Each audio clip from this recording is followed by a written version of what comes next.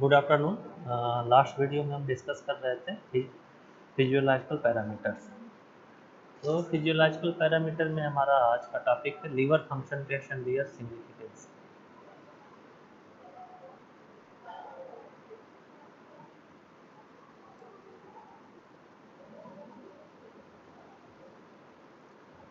तो liver function tests include various substances measuring present in blood, urine and stool, as these substances are synthesized by liver and released in this fluid.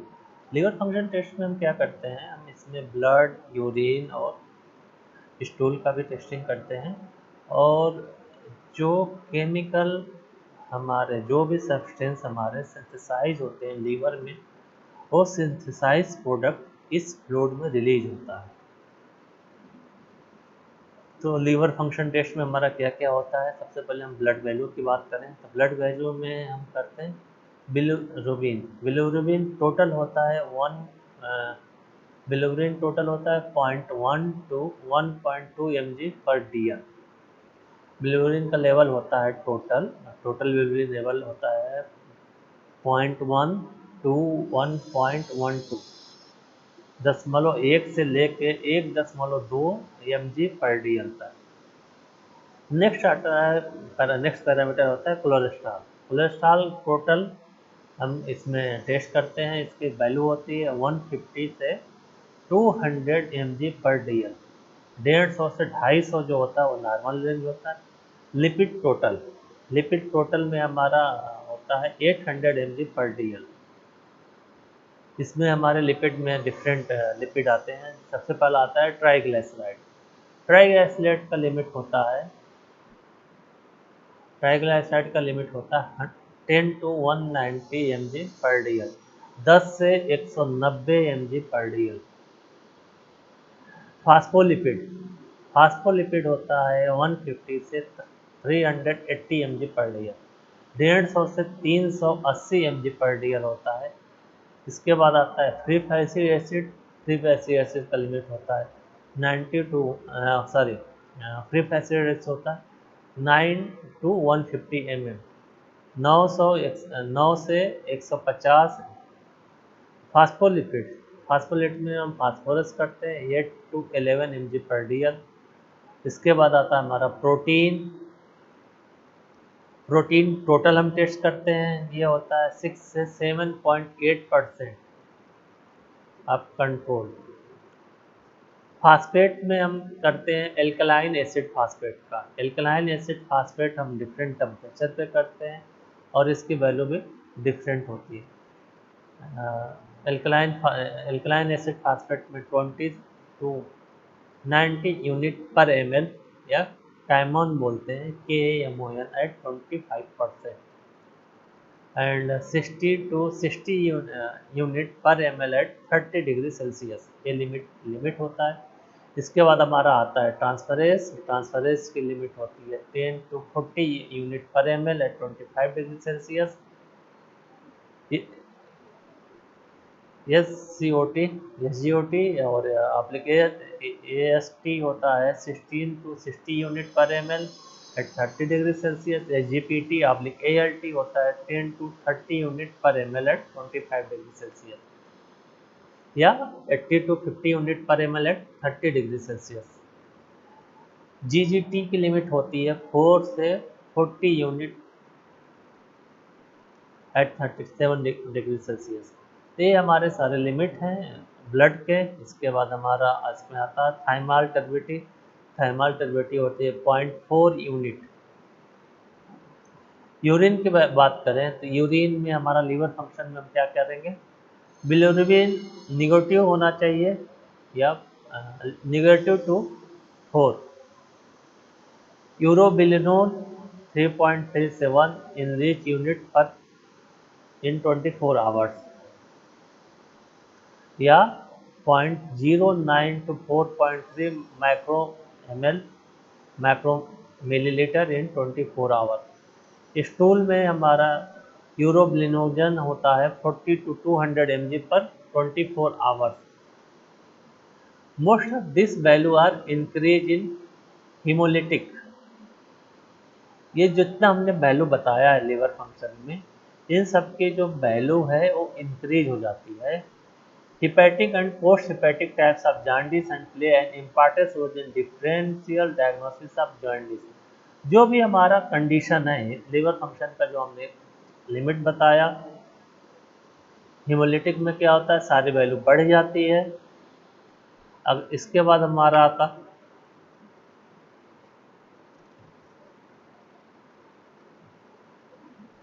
इसके बाद आता है cerebrospinal fluid, CSF जिसको बोलते हैं, cerebrospinal fluid examination, CSF examination. तो इसमें हमारा सबसे पहले होता है अपीयरेंस। अपीयरेंस क्या होना चाहिए, clear, colourless, do not clot on standing. जो अपीयरेंस होगा वो क्या होगा, क्लियर होगा, कलरलेस होगा, और ये क्लॉट नहीं होना चाहिए अगर हम इसको कंडीशन स्टैंडिंग कंडीशन में छोड़ दें। कलर क्या होना, abnormal, turbidity, abnormal, coagulant, abnormal, RBC nil होना चाहिए। प्रोटीन, जो प्रोटीन लो कंसंट्रेशन होना चाहिए, लो होना चाहिए। इसकी वैल्यू होती है 15 से 40 mg पर 100 ml। प्रोटीन का लिमिट कितना होता है, 15 से 40 mg पर 100 ml। ग्लूकोज का लिमिट होता है 40 to 70 mg पर 100 ml इन एडल्ट। जो एडल्ट लोग हैं उन लोगों में ग्लूकोज का लिमिट होता है 40 से 75 mg इन 100 ml। क्लोराइड का लिमिट होता है 650 to 750 mg NaCl। जो हम यहाँ पे क्लोराइड टेस्ट करेंगे, हम NaCl का करेंगे, ओनली क्लोराइड का नहीं होगा। हम करते हैं सोडियम क्लोराइड का टेस्ट।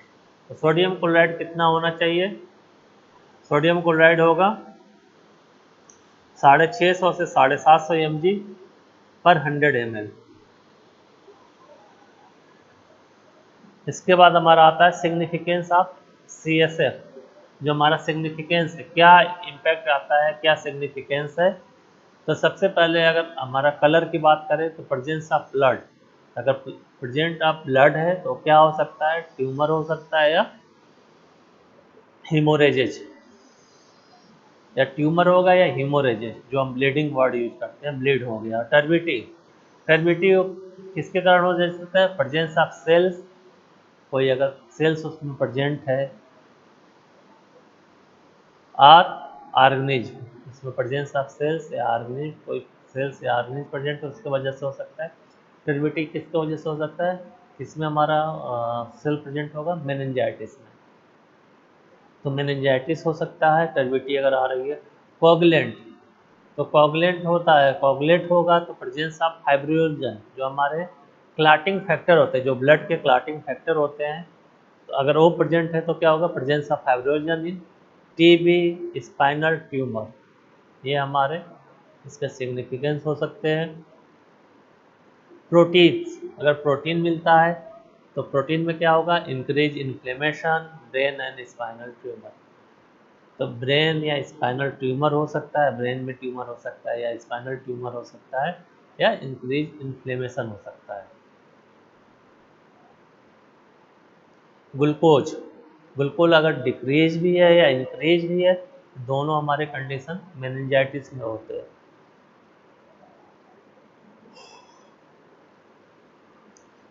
इसके बाद आता है क्लोराइड। तो क्लोराइड क्या होगा, decrease in brain tumour and diabetes. इसके बाद हमारा आता है यूरिन एग्जामिनेशन। यूरिन एग्जामिनेशन में हम सबसे पहले क्या करते हैं, वॉल्यूम। तो वॉल्यूम कितना होता है, 1200 ml टू 2000 ml, 1200 ml से लेके 2000 ml तक पर डे। 1200 ml से लेके 1.2 लीटर से लेके 2 लीटर तक पर डे होता है।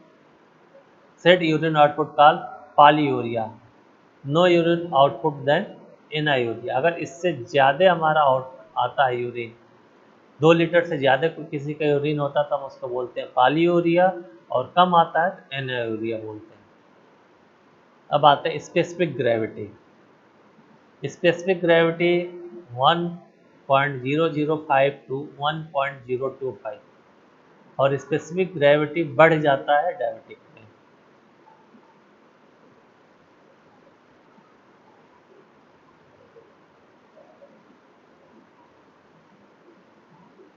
मतलब जो और अगर इससे ज़्यादा हमारा स्पेसिफिक ग्रेविटी में वेरिएशन आता है तो हमारा डायबिटिक का चांस होता है। पीएच, यूरिन का पीएच होता है 4.8 से 7.5 तक। अगर पीएच 4.8 से कम आता है तो क्या होगा? डायबिटिक। इसके बाद आता है इपिथेलियल सेल। इपिथेलियल सेल का ट्रेसेस इन नॉर्मल आता है तो नेफ्राइटिस हो सकता है। Cast trace in normal, renal irritation, degenerative urine tissue, ये हमारा रीजन हो सकता है। आरबीसी, अगर आरबीसी आता है तो ट्यूमर ऑफ ब्लैडर और किडनी नेफ्राइटिस। यूरिन में आरबीसी आने का मतलब ट्यूमर ऑफ ब्लैडर या kidney nephritis. Crystal appear when stand on long. Abnormal constant protein, तो प्रोटीन यूरिया हम बोलते हैं। प्रोटीन यूरिया का मतलब हमारा यूरिन में प्रोटीन आ रहा है तो हम उसको क्या बोलते हैं? Protein urea. तो प्रोटीन यूरिया कब हो सकता है? नेफ्राइटिस में हो सकता है, रीनल टीबी में हो सकता है और प्रेगनेंसी में हो सकता है। शुगर, शुगर में हमारा क्या होगा? ग्लाइकोस यूरिया बोलते हैं, ग्लाइकोस urea. In diabetic mellitus, diabetic condition में क्या होता है? यूरिन के साथ ग्लूकोज यूरिया बोलते हैं।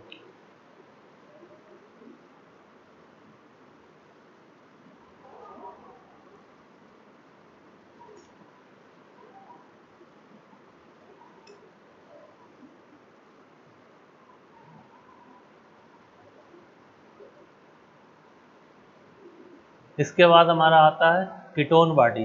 कीटोन बॉडीज को क्या बोलते हैं? कीटो यूरिया। कीटो यूरिया अगर आता है तो इन carbohydrate stable anaesthesia. Bile salt किस में आएगा? जॉन्डिस में आएगा। ब्लड सेल, ब्लड सेल हम बोलते हैं हेमेटो यूरिया। ब्लड को हम हीम वर्ड यूज करते हैं और यूरिन के साथ आएगा तो हेमेटो यूरिया वर्ड यूज करते हैं। इन TB, cancer, kidney stone, haemolysis, poisoning, इन सारी चीज़ों में यह हो सकता है। पस सेल, पस सेल को हम बोलते हैं पायूरिया। पायूरिया, नेफ्राइटिस, किडनी लेसन। यहाँ पे अगर किडनी में कोई कैंसर होता है या किडनी लेसन होता है मांस है तो वो हमारा पस सेल आ सकते हैं। अब हम बात करेंगे स्टूल एग्जामिनेशन की। इसमें नॉर्मल रेंज, सिग्निफिकेंस और इम्पॉर्टेंस।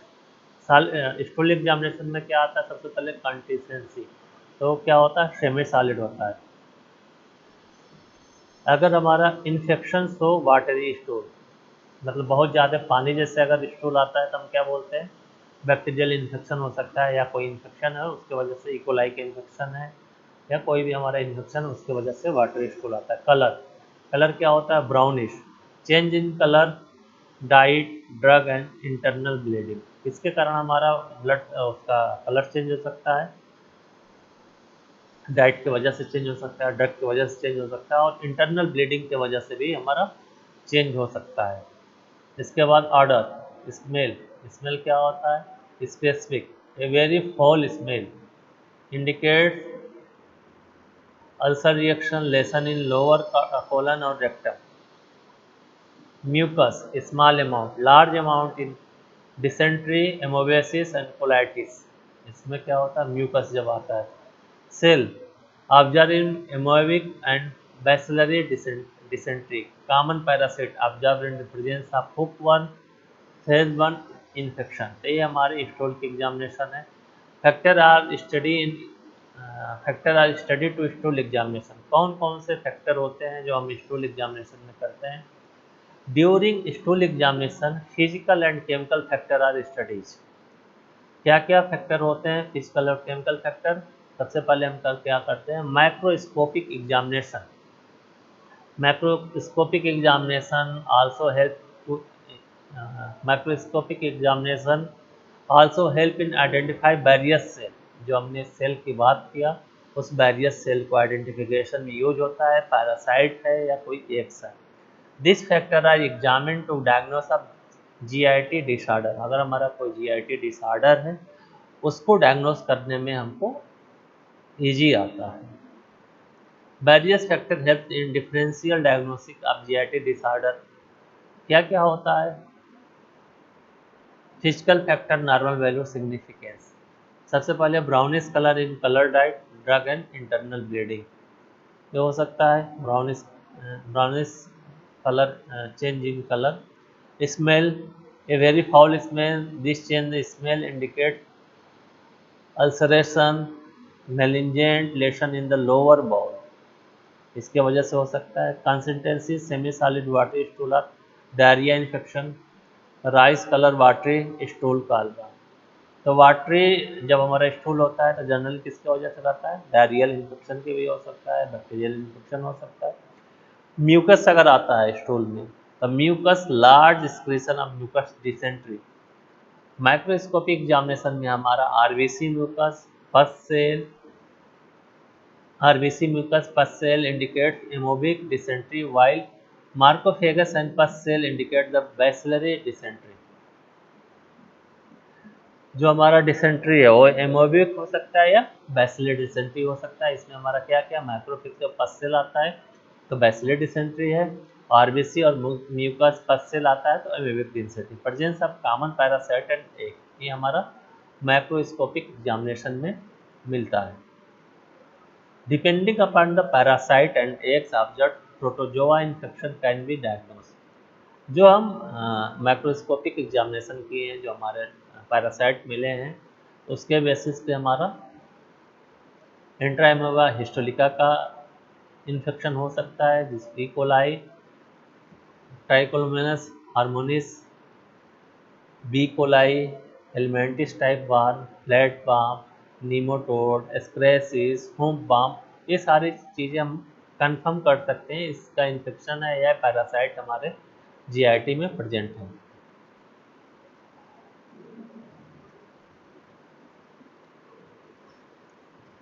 इसके बाद हमारा आता है, हम बात करें सर्जिकल इंस्ट्रूमेंट। क्या क्या हमारे सर्जिकल इंस्ट्रूमेंट होते हैं? The instrument which are commonly used the surgical operation are called surgical instrument. हम सबसे पहले क्या बोलते हैं? Surgical instrument.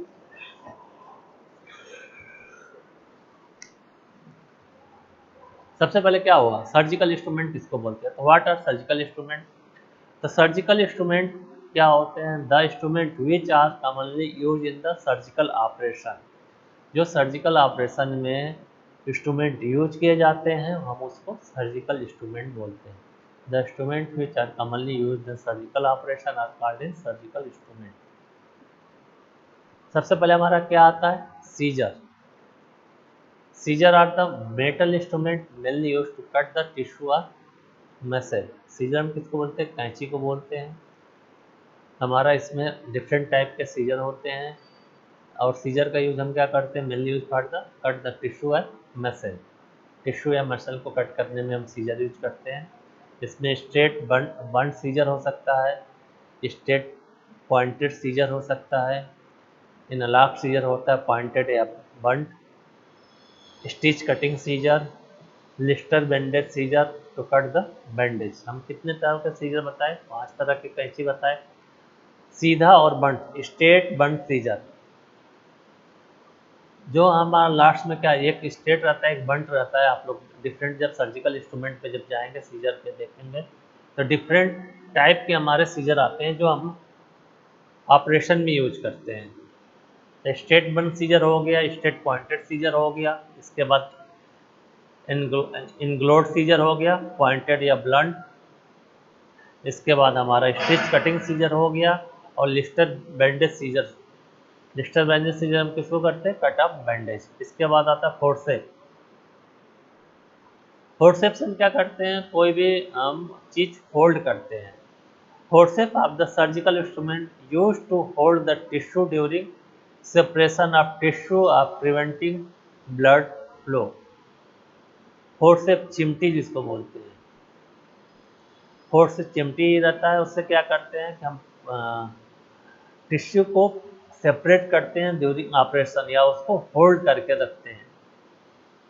इसका मेन पर्पज होता है during separation of tissue of preventing of blood flow. Forcep are surgical instrument used to hold the tissue during separation of tissues or preventing blood flow. Tissue forcep पहला हमने example बताया, tissue forcep. These are the use to hold the tissue, जो tissue को hold करके रखता है हम उसको टिश्यू फोर्सेप बोलते हैं। Toothed tissue forcep, toothed tissue forcep में क्या होता है, एलिस टाइप होता है, लेनी टाइप्स होता है, अमनीज टाइप होते हैं। इन 3 टाइप के फोर्सेप होते हैं। नॉन टूथेड टिश्यू फोर्सेप में बॉक्स टिश्यू फोर्सेप होता है। ये सारे क्या नाम है आपके, इसमें कुछ हम आपको ऐसा हमारे पास अभी नहीं है कि जो मैं आपको दिखाऊं और समझ में आए।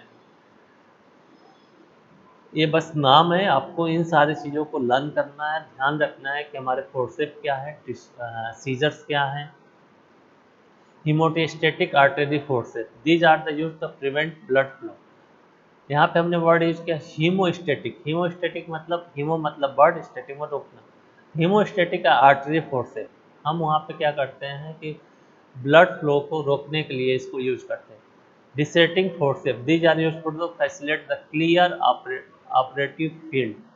Bone cutting forcep, these are used to cut bone, they have the sharp blade and handle with the without lever system।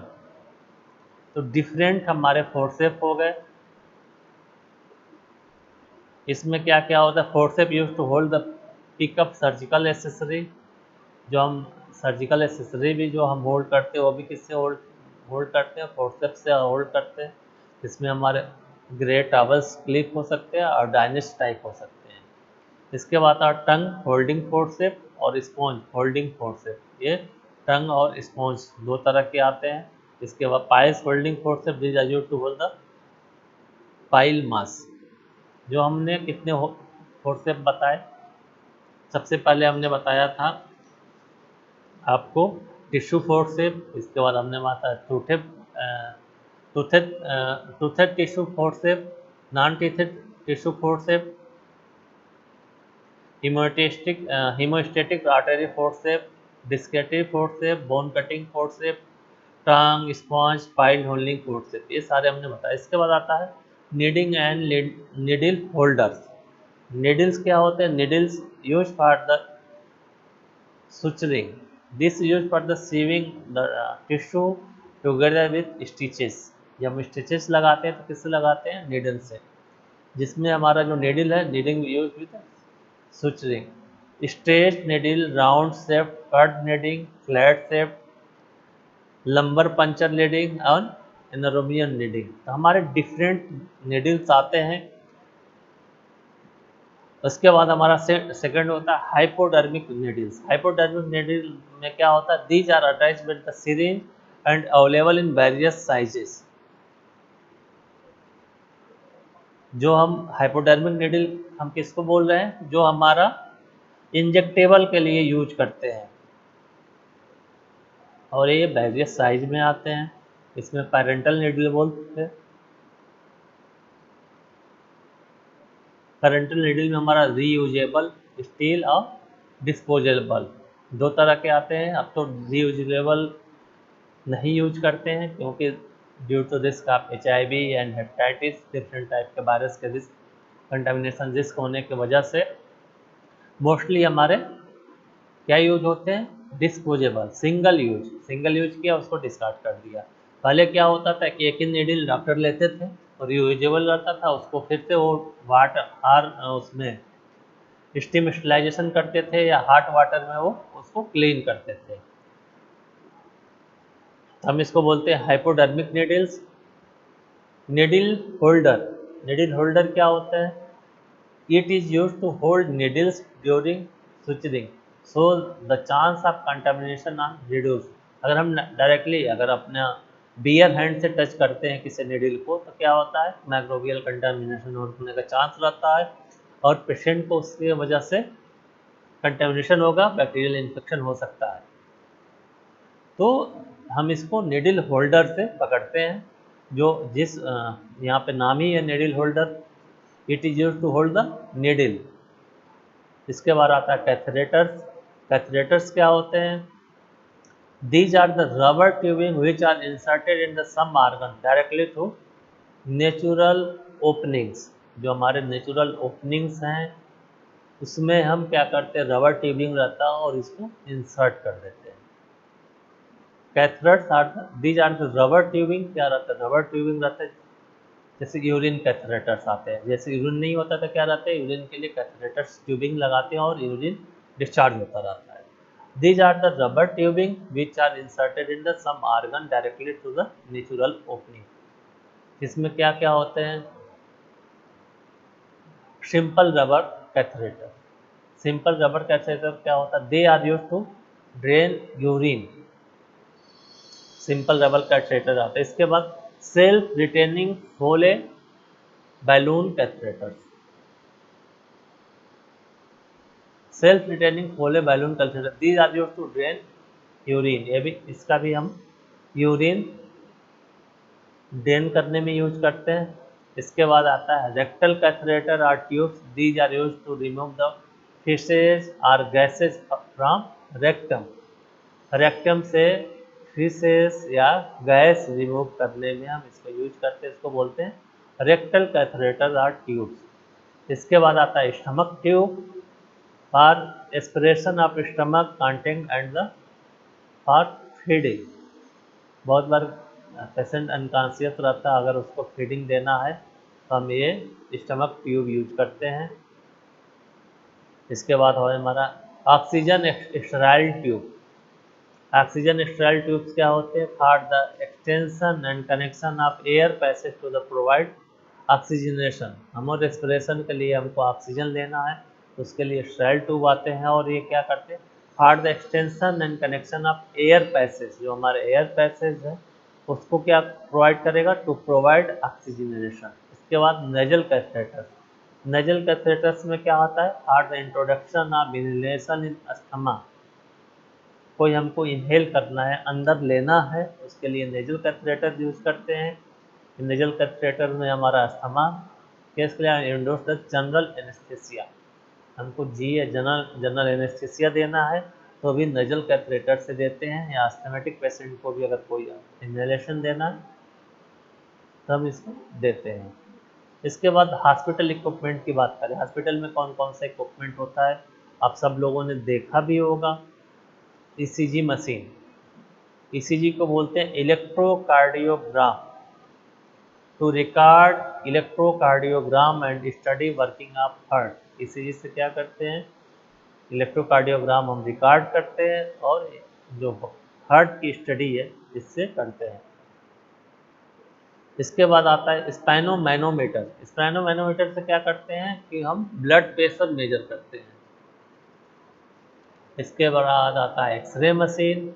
X ray machine क्या होता है, it is use to take internal photograph of body and help in diagnosis of disorder. X ray से हमारा बहुत से chest के x ray से हमारा चेस्ट में कोई इन्फेक्शन है या हमको निमोनिया है। जैसे आप कोविड में अगर चेस्ट का एक्सरे करते, क्या पूरा लंग्स वाइट दिखता है। एक्सरे से हम क्या कर देखते हैं, कोई अगर बोन फ्रैक्चर है तो बोन फ्रैक्चर भी हम एक्सरे मशीन से ही देखते हैं। तो हम क्या करते हैं, इंटरनल जो हमारा बॉडी पार्ट है उसका फोटोग्राफ लेते हैं और इसको डायग्नोस करते हैं इंटरनल क्या डिसऑर्डर है। इसके बाद होता है अल्ट्रासाउंड, अल्ट्रासाउंड सोनोग्राफी।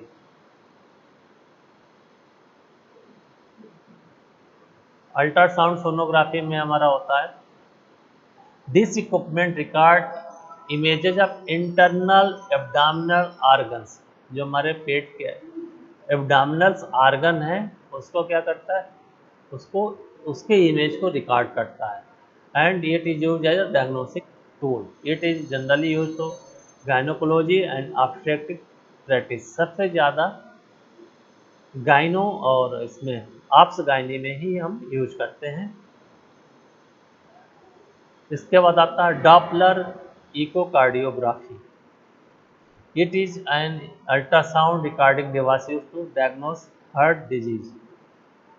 क्या हमने वर्ड यूज किया, Doppler echocardiography. It is use it is an ultrasound recording device use to diagnose heart disease. इसके बाद आता है lithotripsy. Lithotripsy is non invasive technique used to break up urinary stone by the laser beam.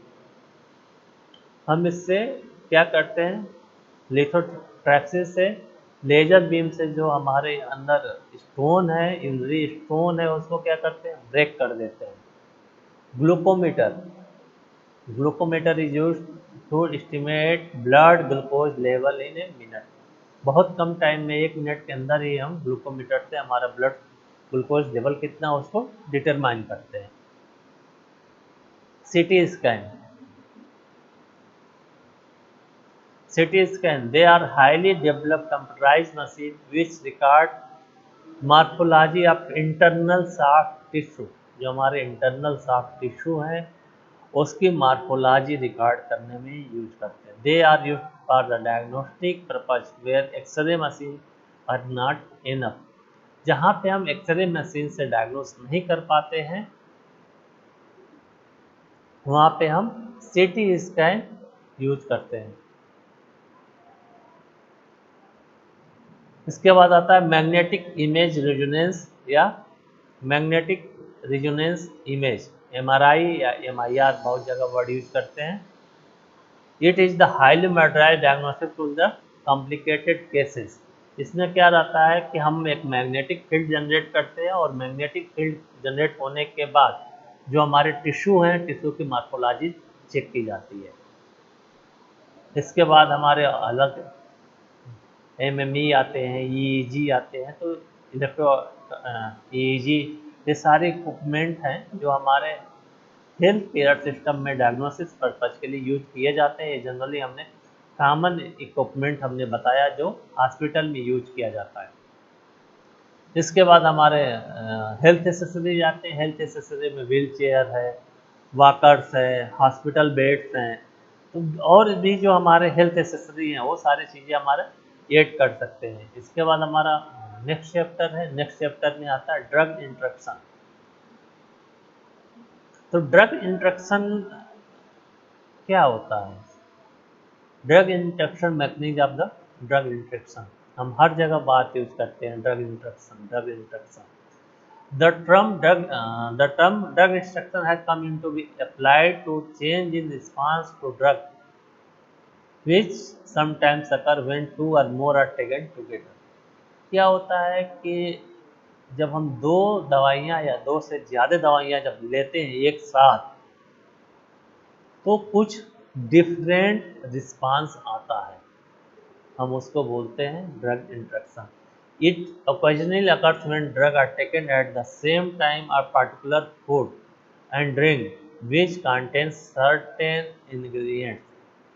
क्या होता है कि हम drug के साथ कुछ फूड या ड्रिंक लेते हैं, कुछ उसमें सब सर्टेन इंग्रेडिएंट्स है, उसके साथ इतना रिएक्शन होता है या कुछ अल्टरेशन होता है, उसके वजह से हमारा ड्रग इंट्रैक्शन होता है। This interaction occurs at various level by the different mechanism.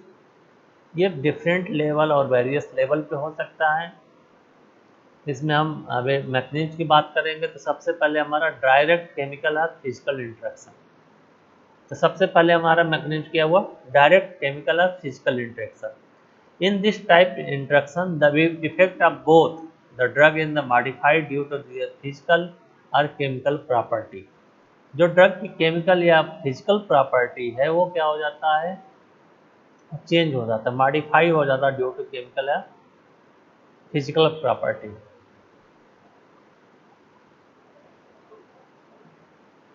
Example के लिए हम लेते हैं heparin and protamine. Heparin and protamine interaction. Heparin क्या होता है, हिपेरिन होता है, हिपेरिन इज एसिडिक म्यूकोपॉलीसैकेराइड होता है हिपेरिन। और जो म्यूकोपॉलीसैकेराइड वो कौन कैसा है, एसिडिक म्यूकोपॉलीसैकेराइड है। और जो प्रोटामाइन है, प्रोटामाइन क्या है, प्रोटामाइन है बेसिक कंपाउंड। तो जब हम एक एसिडिक और बेसिक दोनों कंपाउंड एक साथ लेंगे, दोनों ड्रग एक साथ लेंगे तो क्या होगा, एसिड और बेस का रिएक्शन होगा और साल्ट का फॉर्मेशन होगा। तो ये हमारा केमिकल इंट्रैक्शन हो गया। Another basic compound of lidocaine which is also react with heparin. Heparin क्या है, हमारा एसिडिक है, एसिडिक म्यूकोपॉलीसैकेराइड है। और जो हमारा लिडोकैन है, लिडोकैन क्या है, बेसिक है, तो लिडोकैन भी हिपेरिन के साथ रिएक्ट करता है। तो हम कभी भी हिपेरिन और लिडोकैन एक साथ प्रोडक्ट नहीं देना चाहिए, या हिपेरिन हिपेरिन या प्रोटामाइन एक साथ नहीं देना चाहिए। अब हम बात करें टेट्रासाइक्लिन। तो टेट्रासाइक्लिन क्या होता है, चिलेट फॉर्मेशन करता है, chelation of tetracycline by heavy metal calcium ion in milk. तो टेट्रासाइक्लिन के साथ हमको दूध नहीं लेना चाहिए। अगर हमने टेट्रासाइक्लिन के साथ दूध लिया तो टेट्रासाइक्लिन क्या करेगा, उसका चिलेशन फॉर्म हो जाएगा और उसका फार्माकोलॉजिकल एक्शन नहीं आएगा। तो ये हमारा हुआ डायरेक्ट केमिकल या फिजिकल इंट्रैक्शन। इसका हमने एग्जाम्पल क्या क्या लिया, हिपेरिन का लिया, हिपेरिन को लिडोकैन के साथ नहीं देना चाहिए, या हिपेरिन को प्रोटामाइन के साथ नहीं देना चाहिए, टेट्रासाइक्लिन के साथ मिल्क नहीं देना चाहिए। ये किसके एग्जाम्पल है, डायरेक्ट केमिकल या फिजिकल इंट्रैक्शन। इसके बाद आता है second, interaction due to pharmacokinetics. तो फार्माकोकाइनेटिक्स में हमारी क्या क्या चीजें आती हैं, एब्जॉर्प्शन, डिस्ट्रीब्यूशन, मेटाबॉलिज्म और एक्सक्रीशन। ये चार चीज़ों को मिला के हम बोलते हैं फार्माकोकाइनेटिक्स। एब्जॉर्प्शन मतलब होता है ड्रग का एब्जॉर्ब होना, डिस्ट्रीब्यूशन का मतलब हमारे शरीर के अंदर जो डिफरेंट टिश्यू हैं, डिफरेंट टिश्यू के जो पार्ट हैं, वहाँ तक हमारा ड्रग कैसे जा रहा है, तो हम उसको बोलते हैं डिस्ट्रीब्यूशन। मेटाबॉलिज्म क्या होता है कि जो ड्रग है हमारे बॉडी में मेटाबोलाइज होता है, ब्रेक हो जाता है, उसका मेटाबॉलिज्म बोलते हैं।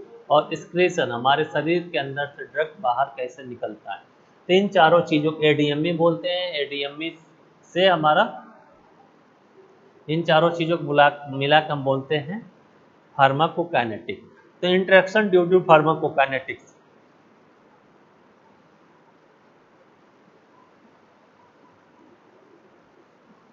और दूसरा होता है फार्माकोडायनेमिक बेसिस।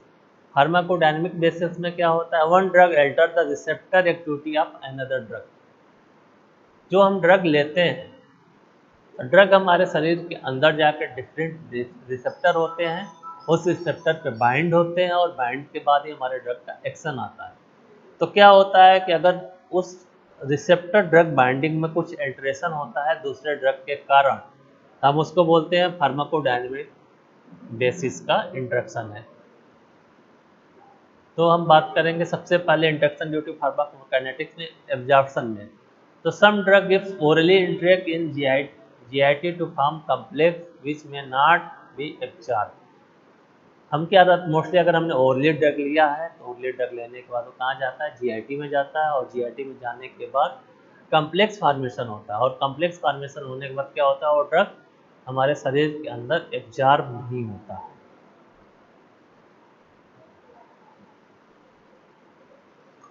जो हमारे calcium, magnesium, aluminium and iron salt can interface with absorption of antibiotic tetracycline.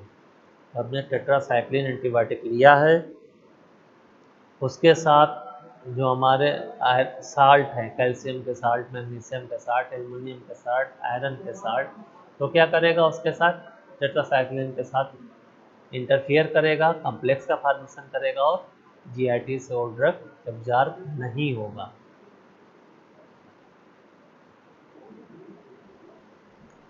A drug altering the gastric pH and alter solubility of another agent and thus may influence its absorption। क्या होता है कि जो हमारा कोई हमने drug लिया उसके वजह से, या कोई भी हमने फूड लिया उसके वजह से हमारा जो गैस्ट्रिक पीएच है वो चेंज हो गया। अगर गैस्ट्रिक पीएच चेंज होता है तो दूसरे ड्रग के क्या हो सकती है, जो सॉल्युबिलिटी है, सॉल्युबिलिटी अल्टर हो सकती है, सॉल्युबिलिटी चेंज हो सकती है, और इसके वजह से क्या होगा, उसका एब्जॉर्प्शन है जो ड्रग का वो रिड्यूस हो जाएगा। इसका एग्जांपल होता है sodium bicarbonate reduce the absorption of tetracycline. तो टेट्रासाइक्लिन के साथ हम सोडियम बाइकार्बोनेट भी नहीं दे सकते हैं। Sorbitol accelerate the gastrointestinal absorption of paracetamol and phenylephrine, and vitamin C accelerate the absorption of iron. सार्बिटाल क्या करता है, गैस्ट्रोइंटेस्टाइनल एब्जॉर्प्शन ऑफ पैरासीटामॉल और फिनास्ट्रीन का बढ़ा देता है। जो विटामिन सी होता है, विटामिन सी आयरन का एब्जॉर्प्शन बढ़ा देता है। Bentonite in PS granules impair the absorption of rifampicin, whereas absorption of ग्रेसोफेल्विन is impaired by phenobarbital। जो हमारा ग्रेसोफेल्विन है उसका एब्जॉर्प्शन फिनोबार्बिटोन से इम्पेयर्ड हो जाता है, और PS granule impair the absorption of rifampicin जो एंटीबायोटिक है इसका हो जाता है। इसके बाद हम ड्रग डिस्ट्रीब्यूशन के जो इंस्ट्रक्शन है नेक्स्ट वीडियो में हम आपके साथ वो शेयर करेंगे।